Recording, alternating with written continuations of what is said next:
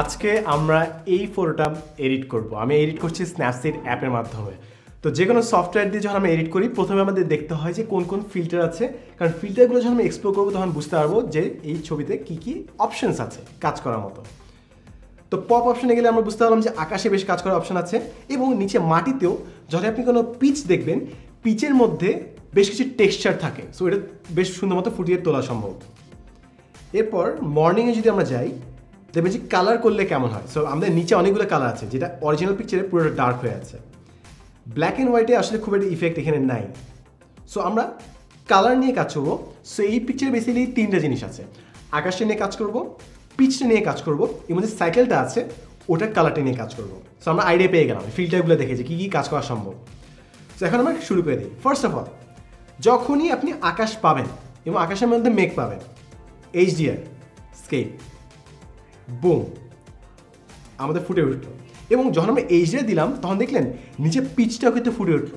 So যখন মনে করেন কার্পেট, আকাশ কিংবা পিচ এগুলো যখন জায়গায় টেক্সচার থাকে আপনি যখন HDR ইউজ করেন জিনিসগুলো খুব সুন্দর পপ করে ওঠে, ফুটে ওঠে। সো ফুটে উঠলো আমাদের জিনিসটা। এখন আমাদের আশপাশে দেখবেন যে গাছপালাগুলো আছে, যখন কোনো গাছপালা দেবেন গ্রিন থাকবেন ওগুলো যদি আপনি ফ্রেশ করতে চান, ব্রাইট করতে চান, স্যাচুরেশন বাড়িয়ে দেবেন। সো আমি সিলেক্টিভ টুলে গেলাম, স্যাচুরেশন বাড়িয়ে দিলাম, দেখলেন সাথে সাথে পুরো জিনিসটার ভাইব্রেন্স বেড়ে গেল। ডান। সেম জিনিসটা আমি কপি করলাম, কপি করে ডান পাশে পেস্ট করে দিলাম, ডান। এবং স্যাচুরেশন একটু কমাই দিই যেন ওই খালি এরিয়াটাকে ইফেক্ট করে, নাহলে রাস্তার মধ্যে ছড়িয়ে যাচ্ছিল জিনিসটা। পারফেক্ট।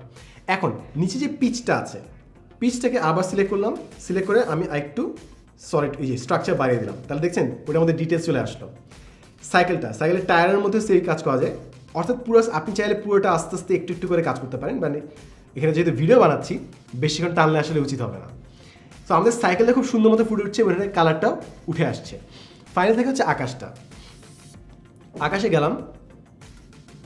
গেলাম কি যে বলছি, স্যাচুরেশন বাড়িয়ে দিলাম, ব্লু হয়ে যাচ্ছে। একটু যদি ঝাপসা করি তাহলে মেঘের মতো লাগছে। নিচে আকাশটা আরও সুন্দর, স্যাচুরেশন একটু বাড়িয়ে দিই।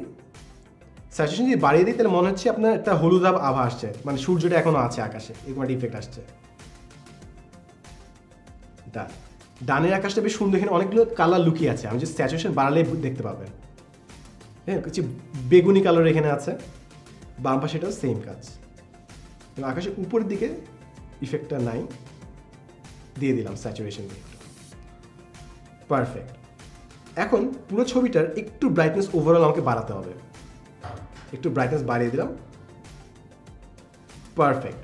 সো আমাদের কিন্তু এডিট শেষ। বিফোর সাইকেলটা দেখাও যাচ্ছে না, পারলে আকাশের মধ্যে কোনো ডিটেলস আমরা দেখতে পাচ্ছি না, পিচের মধ্যে ডিটেলস যায় না, গাছগুলো মনে হচ্ছে অন্ধকার। বাট যে মতো আমাদের এডিট শেষ হলো বুম, পুরো জিনিসটা কালারফুল হয়ে গেছে। এখন চাইলে পুরো জিনিসটাকে একটা সুতোয় গাঁথতে আপনি একটু কার্ভ ইউজ করবেন। কার্ভ ইউজ করলে মনে হয় যে পুরো ছবিটা একটা ফিল্টারের আন্ডারে আর কি। ডান, শেষ। এখন যদি আমরা সবগুলো এডিট একটা একটা করে দেখি, অরিজিনাল ছবি ছিল এটা। যেহেতু আমাদের অনেকগুলো টেক্সচারওয়ালা এলিমেন্ট ছিল, আমরা HDR Scape দিলাম, সাথে সাথে আকাশ এবং পিচের ডিটেলসগুলো বের হয়ে আসলো।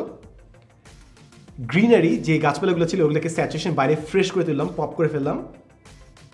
সিলেক্টিভ দিয়ে আরেকটু পিচ থেকে আমি ডিটেলসগুলো ফুটিয়ে তুললাম।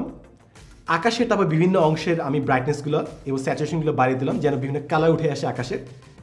তারপর ওভারঅল ছবিটার একটু ব্রাইটনেস বাড়িয়ে দিলাম, কারণ আলো বের হয়ে আসছে একদম হরিজন থেকে, তো একটা ফ্রেশনেস, একটা ভাব, একটা উজ্জ্বল ভাব, ওই ইফেক্টটা দিলাম। ফাইনালি কার্ভ দিয়ে পুরো ছবিটাকে একই মিক্সচার, একই ফিল্টারের আন্ডারে নিয়ে আসলাম। সো আমাদের এডিট এভাবেই শেষ হয়ে গেল। So this is the before and after.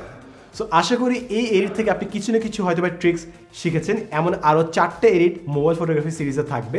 আপনার যদি মনে হয় এই ভিডিওগুলো একটু হলে informative, please don't forget to share this video with year friends.